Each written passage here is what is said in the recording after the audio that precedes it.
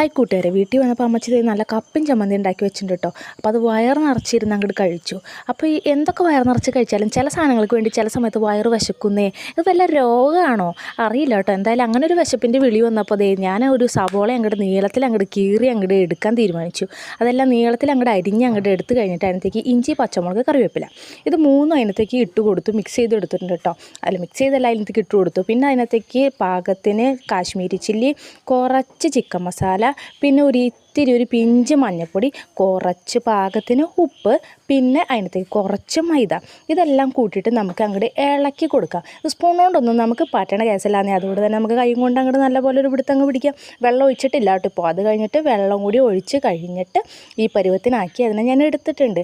ഇവിടെ ഇതെല്ലാം റെഡിയായി കഴിഞ്ഞിട്ട് ഇതിന് മുമ്പ് വെച്ച മുട്ട അതിനകത്ത് ഡിസ്കോ ഡാൻസ് കളിക്കല്ലാണ്ട് അത് വേവണില്ല. ഈ കോഴി നേരം തെറ്റി മുട്ട ഇട്ടെന്ന് തോന്നുന്നു. എന്താണോ ഇത് വേവണില്ല.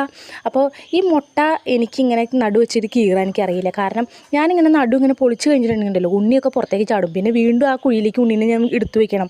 അപ്പം ഞങ്ങളിങ്ങനെ അളന്ന് നോക്കിയാണ് മുറിക്കാറ് കേട്ടോ. ഇതെല്ലാം ഇങ്ങനെ അളന്ന് മുറിച്ച് വെച്ചിട്ടുണ്ട്. നല്ല ഭംഗിയുണ്ടല്ലോ കാണാൻ. സൂപ്പറായിട്ടുണ്ടല്ലോ മുട്ട ഇരിക്കണതാണ്. അപ്പോൾ എന്തായാലും കയ്യിൽ വെള്ളം നനച്ചിട്ട് ഇതങ്ങ് കുറച്ചെടുത്ത് അങ്ങ് നീളത്തിലങ്ങ് പരത്തി കൊടുക്കുക. വട്ടത്തിലോ ചതുരത്തിലോ എങ്ങനെയും പരത്തുക. അത് കഴിഞ്ഞിട്ട് ഒരു മുട്ട പകുതി കഷ്ണം അതിനകത്തേക്ക് അങ്ങോട്ട് വെച്ച് കൊടുക്കുക. അതിൻ്റെ മുകളിലേക്ക് ഇതേപോലെ ഇങ്ങനെ ഇത് പൊത്തി വെച്ച് കൊടുക്കുക. അത് കഴിയുമ്പോൾ ഈ പരുവത്തിലൊന്ന് ഒതുക്കി കൊടുത്ത് കഴിഞ്ഞിട്ട് തിളച്ച എണ്ണയിലേക്ക് അത് അങ്ങോട്ട് ഇട്ട് കൊടുക്കുക കേട്ടോ. എന്താ തിളയ്ക്കണ തിള. അത് കഴിഞ്ഞിട്ട് അതിനങ്ങോട്ടും ഇങ്ങോട്ടൊക്കെ ഒന്നും മറിച്ചിടുക. ഒരുപാട് നേരം ഒന്നും വെക്കേണ്ടി വരില്ല. മുട്ട വെന്തേക്കണതാണല്ലോ. സവോള പെട്ടെന്നാവുകയും ചെയ്യും.